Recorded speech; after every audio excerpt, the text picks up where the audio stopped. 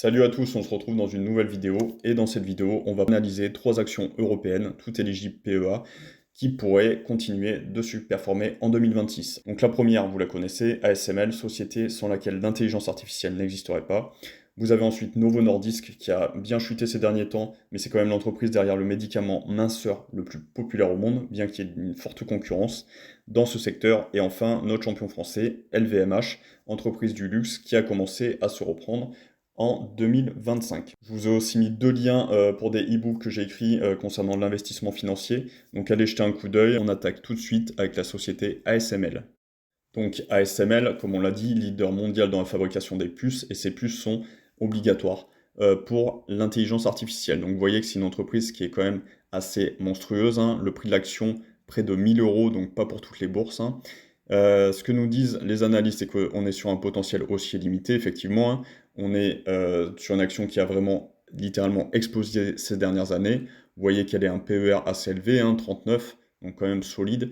Le BPA 24, c'est assez colossal, hein, et vous avez le chiffre d'affaires 32 milliards. Le résultat net, c'est vraiment une société qui a vraiment explosé. Vous voyez la variation en un an, 40%.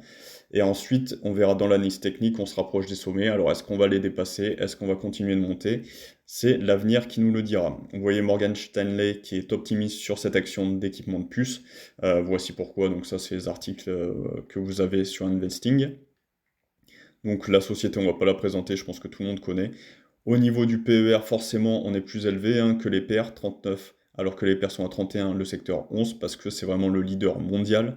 Le PEG qui est positif, le ratio BP 19,5 extrêmement solide. Vous avez 26 analystes qui sont à l'achat, 10 à conserver, un seul à la vente. Vous avez vraiment quelque chose d'assez hallucinant. Vous avez le ratio de distribution qui est seulement, entre guillemets, à 27%, avec un versement annualisé de 6,56 euros, donc 0,69%, avec une croissance tout de même de plus de 20% sur les 5 dernières années. Intéressé aussi, c'est de voir comment se comporte ASML, et vous voyez qu'ASML, ça a vraiment explosé sur les 8-9 dernières années. Vous voyez qu'on est passé d'un chiffre d'affaires de 8 milliards à un chiffre d'affaires de 28 milliards, d'un résultat net de 2 milliards à un résultat net de 7,57 milliards. Donc c'est vraiment absolument colossal. Donc ASML en graphique long terme, ça donne ça, hein. Donc vous voyez que la société a commencé à coter dans les années 95, hein, où on était bien loin de l'IA. On a eu un petit plateau sur les 58, hein, qu'on a mis des années à franchir. Et on a vraiment eu l'emballement concernant cette action en 2012, hein.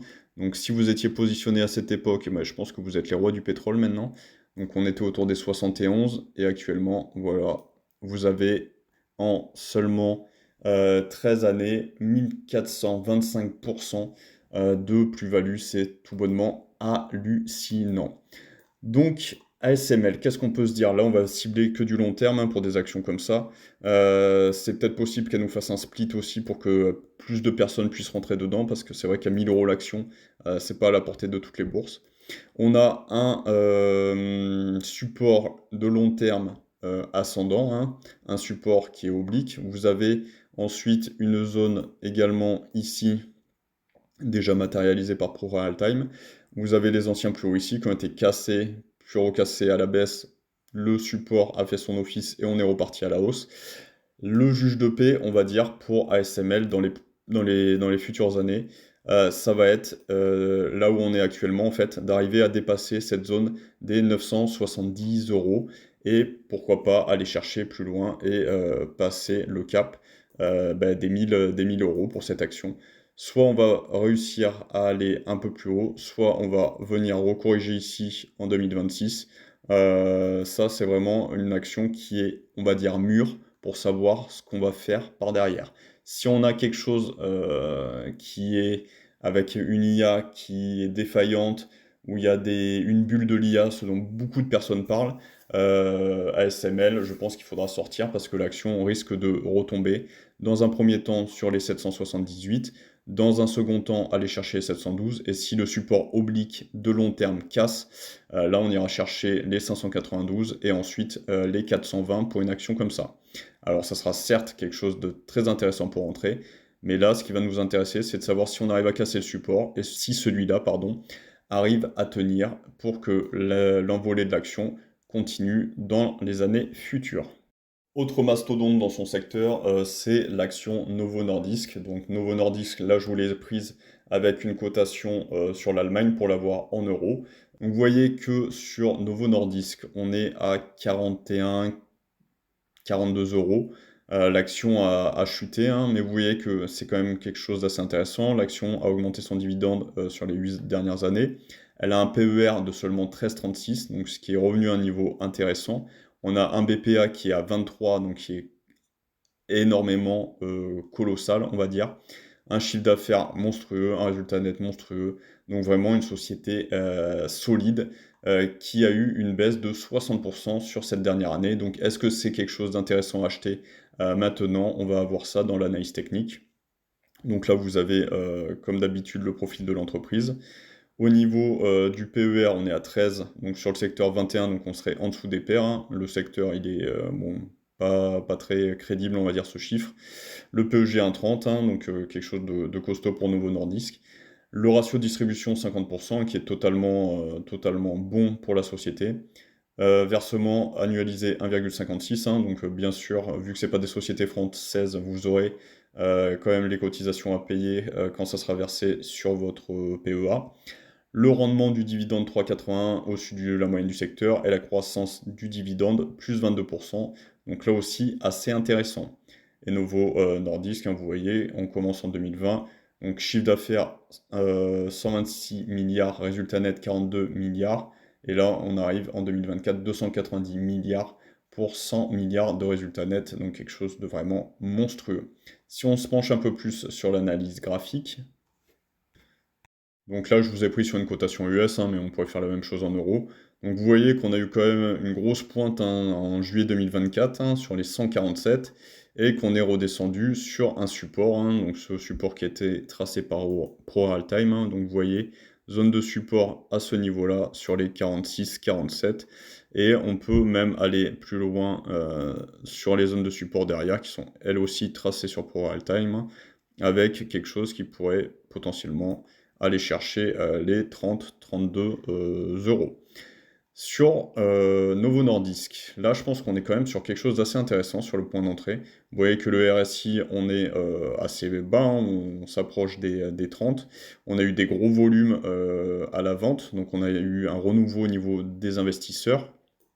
Vous avez quand même cette oblique baissière qu'on est venu casser, hein. Donc vous voyez oblique baissière qui a été touchée plusieurs fois. Là, on a eu la cassure en septembre 2025, le pullback avec un retest sur le novembre 2025. Et là, au mois de décembre, on commence à conserver ce support autour des 46-47 euros. Donc, quelque chose qui est quand même relativement intéressant comme point d'entrée pour une telle société, hein, qui continue, malgré la concurrence féroce, à garder de belles marges, hein. Vous voyez qu'on a ce support très long terme qui a touché en 2017, qui a touché en 2019, bon, en 2018 aussi, 2017, 2018, 2019, et que on est venu à quelques centimes d'euros près, retester ici, donc en novembre 2025, avec une belle mèche, une belle mèche basse, hein, qui a bien rebondi. Donc je pense que ça mettra un peu de temps à construire aussi, hein, ça partira pas d'un coup. Mais sur cette zone entre les 48 et les 43 euros, c'est quelque chose qui pourrait totalement se payer dans l'optique d'avoir un retour de Novo Nordisk, malgré les vents contraires qu'il y a eu sur la concurrence ou autre, pour aller chercher dans un premier temps les 75 euros. Ça me paraît tout à fait plausible, et voire plus, hein, si infinité. L'action pourrait totalement remonter sur ces 150 si on a de la trésorerie, des médicaments qui marchent et du cash flow qui rentre. Et enfin, on va terminer par notre petite action française. Donc LVMH, hein, qui s'est quand même bien reprise depuis quelques temps, hein. Donc là, l'action est cote 626. Je crois qu'au plus bas, on était passé sous les 500 euros. Donc une bonne nouvelle pour LVMH. Donc vous voyez qu'elle sera à son juste prix, hein. A augmenté son dividende pendant les 4 dernières années. Elle a un PER assez élevé, hein, mais dans le luxe, c'est pas quelque chose que l'on voit rarement, hein. Au niveau du BPA, pareil, hein, colossal, hein, 21. Vous avez le chiffre d'affaires qui est lui aussi monstrueux, hein, 82 milliards. Donc c'est vraiment une société totalement puissante, hein, qui tient la route. Donc vous voyez tout ce qu'il y a, la mode, les vins, etc., les montres, enfin le luxe à la française, toutes les marques et toutes les marques qui y a en dessous. Vous voyez le nombre de personnes qu'elle emploie, hein, 200 000 personnes. Donc c'est quand même une société vraiment importante qui reste familiale, hein, avec son PDG Bernard Arnault, mais il y a ses enfants qui sont placés à des postes stratégiques dans toute la société. Donc au niveau des analystes, on est à 14 à l'achat, 10 à conserver, un seul à la vente, hein. Vous avez un taux de reversement qui est tout à fait correct, hein, 60%, un versement annualisé 13 euros, avec un rendement autour des 2% dans la moyenne du secteur, et une croissance là aussi d'une vingtaine de pourcents qui reste très intéressante. Et sur du long terme, pas de surprise, on est sur un chiffre d'affaires croissant et sur un résultat net croissant également, hein. Vous voyez qu'en 2017, 42 milliards pour 5,37 milliards de résultats nets, et on est passé en 2024, hein, pour 84 milliards pour 12 milliards de résultats nets. Et si on se penche un peu plus sur le trimestriel, on a quelque chose de légèrement en descente. C'est pour ça qu'il y a eu aussi cette chute concernant LVMH, mais rien de dramatique pour la suite selon moi. On va aller voir un peu ce que ça donne au niveau de l'analyse technique. Donc LVMH sur du long terme, ça nous donne ceci, hein. Donc vous voyez que la société a tapé ses records sur les 900 euros et qu'actuellement on est autour des 600, 635. Elle a été chercher plus bas, même que les 500, 440, sur le bas de cette espèce de canal baissier, hein. Donc si on prend les mèches, ça nous donne un peu plus un canal, hein. Donc canal ici, qu'on est rentré dedans, on est venu ici bloquer, et on est venu ici taper sur le plus bas, qui est également un support à ce niveau-là. Donc hop, le support, on peut le mettre ici. Et vous avez eu un franc rebond, hein, qui a commencé au mois de juin 2025, pour actuellement briser cette oblique baissière qu'on a réussi à casser. Donc vu ce qu'on a fait ces 6 derniers mois, hein, donc vous voyez que l'action elle a quand même pris 45%, ce qui n'est pas négligeable.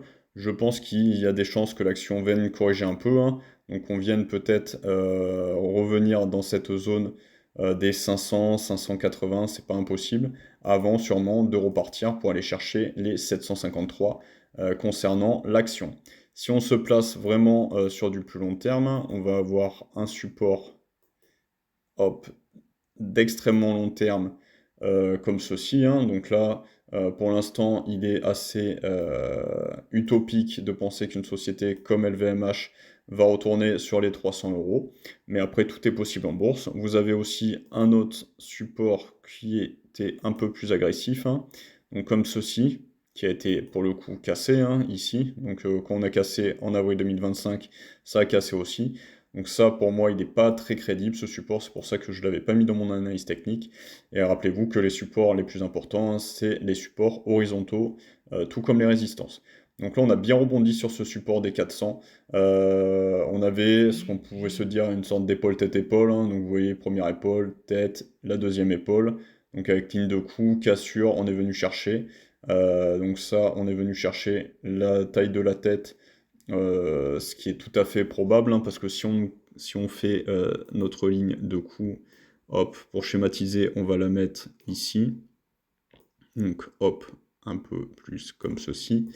Et que vous tracez, hop, une épaule tête-épaule. Donc vous voyez, hop, donc épaule gauche, comme c'est marqué, la tête, l'épaule droite, hop là. Et ça, une fois que la ligne de cou est brisée, donc brisée ici, il faut reporter la distance. Donc vous voyez que à peu de choses près, ça aurait dû tomber par ici, je pense, mais qu'on a validé cette épaule, tête-épaule, et qu'on peut repartir dans de bonnes conditions. Et personnellement, si la demande reprend, que ce soit en Chine ou aux États-Unis, je pense que malgré une petite correction peut-être à court terme, on ira chercher sur des plus hauts en 2026. Et après, il faudra un gros travail pour dépasser la résistance des 756. Et puis les plus hauts jamais faits par LVMH autour des 900 euros. Voilà, j'espère que cette petite vidéo vous aura fait plaisir. N'hésitez pas à liker, à vous abonner, à me laisser des commentaires, ça m'aide à référencer la vidéo. Allez voir les 2 e-books que j'ai écrits, ça me fera plaisir. Et puis je vous dis à plus dans une prochaine vidéo. Prenez soin de vous, ciao!